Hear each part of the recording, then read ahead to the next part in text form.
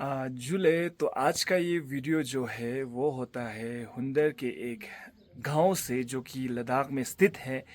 ये हुंदर जो है वो लद्दाख के सैंड ड्यून के लिए बहुत मशहूर है और बैक्टीरियन कैमल जो सिर्फ लद्दाख के क्षेत्र में देखने को मिलता है, तो यहाँ पे उसके लिए भी फेमस है। तो आज हम सैंड ड्यून सबको छोड़ के एक ऐसे मोनेस्ट्री में जा रहे हैं जो कि सबसे फेमस है और व्यू भी उधर से अच्छा ही दिखता है। तो मोनेस्ट्री का नाम है दिस्कित मोनेस्ट्री और हम दिस्कित मोनेस्ट्री को एक्सप्लोर करने के लिए जा रहे हैं। तो कल का जो हमारा स्टे था वो टेंट में था और टेंट जो है स्पेशली हुंदर जैसे इलाकों में काफ़ी अफोर्डेबल होता है as compare to guest houses. तो ये टेंट गर्मियों के मौसम के लिए तो सबसे अच्छा है, पर इसका जो ड्रॉबैक ये है कि ये जब हीट आने पे, जब धूप आता है तो ये जल्दी गर्म हो जाता है। बाकी तो रात के लिए बहुत अच्छा है।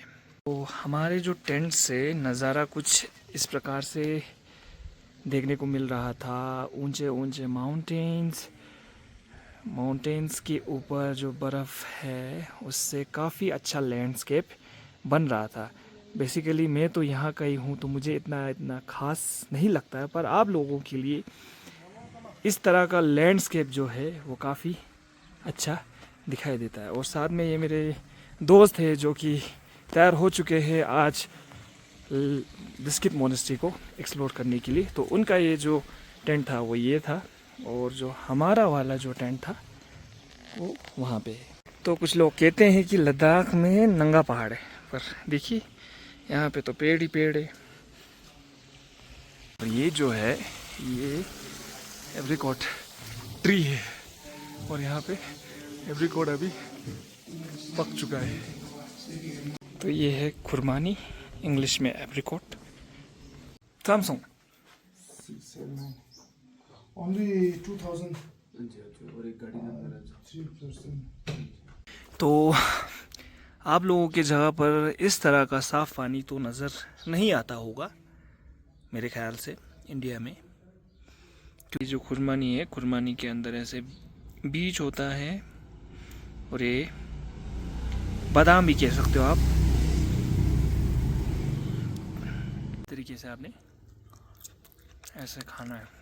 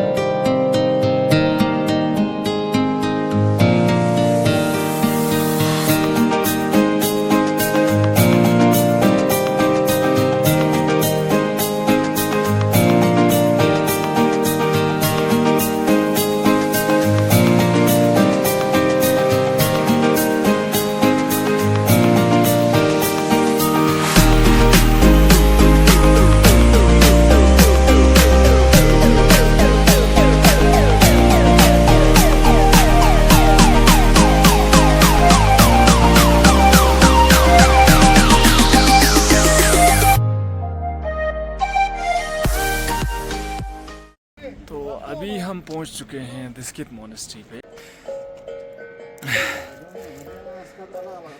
तो हमारा सांस जो है वो क्यों फुला है, क्योंकि हमने यहाँ पे मोनेस्ट्री के शॉप के लिए कुछ वाटर बॉटल्स और जूस लाए थे, इसकी वजह से हमारा सांस फुला है।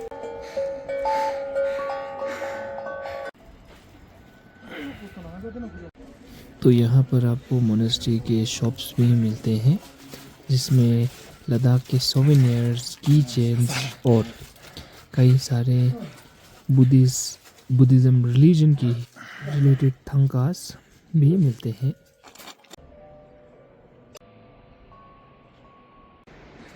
मोनेस्ट्री के बारे में बताया जाए तो मोनेस्ट्री को स्थापित शेरप जंगपो जी ने किया था। तकरीबन मोनेस्ट्री जो है वो 14th सेंचुरी में बनाया गया था। शेरप जंगपो जी चोंगखापा जी के शिष्य थे और दिस्कित मोनेस्ट्री नुब्रा वैली के सबसे बड़े मोनेस्ट्री में से एक है। नुब्रा यहाँ पर सिल्क रूट के लिए भी काफ़ी व्यापारी एंशियंट टाइम्स में या हिस्ट्री में आया करते थे। तो अभी आप जो मेरे पीछे स्टैचू देख रहे हो वो आपने काफ़ी बार इंस्टाग्राम रील्स पे या वायरल होते हुए देखा होगा। तो ये जो स्टैचू है वो मैत्रेय बुद्धा जी का स्टैचू है और इसे कंप्लीट होने में तकरीबन 2010 में ये कंप्लीट हुआ था। तो मैत्रेय बुद्धा जी कौन है? वो मैत्रेय बुद्धा फ्यूचर बुद्धा माना जाता है बुद्धिज़्म में। तो उन्हीं का जो है ये स्टैचू है। अभी हम मोनेस्ट्री दर्शन करते हैं, उसके बाद हम उस स्टैचू पे जाएंगे और वहाँ पे आपको स्टैचू के बारे में जानकारी देंगे।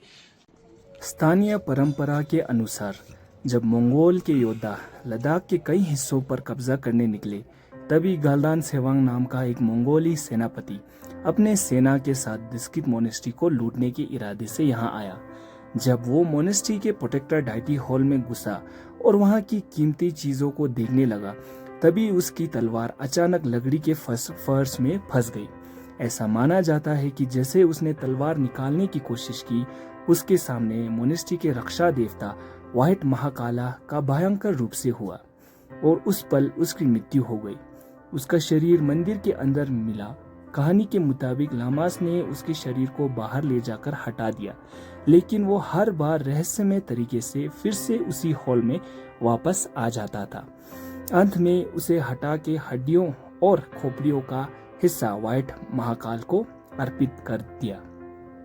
ये भी माना जाता है कि उनके अवशेषों को आज भी दिस्कित मोनेस्ट्री में देखा जा सकता है और हमने देखा भी था। जब बाकी मंगोली योद्धा मंगोल लौट गए थे तो कहा जाता है कि उनके साथ बीमारी, दुर्भाग्य और मृत्यु जैसे संकटों का सामना करना पड़ा।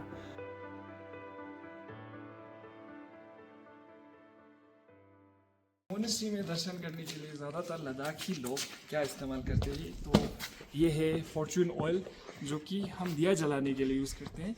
उसके बाद ये हो गया स्कार्फ, जिसे लद्दाखी में खतक बोलते हैं और स्कार्फ बोलते हैं। तो पिछले ज़माने में जैसे हिमालयन रीजन में स्कार्फ इस्तेमाल करते हैं। वो क्योंकि यहाँ पे फूल नहीं उगते थे, तो इस वजह से हम ये स्कार्फ को एक शुद्ध और एक अच्छे लेवल पे हम इसको देखते हैं। तो हम इसको अभी भगवान के स्टैचू में चढ़ाएंगे। दोनों जो थे वो पहले ही चढ़ चुके थे।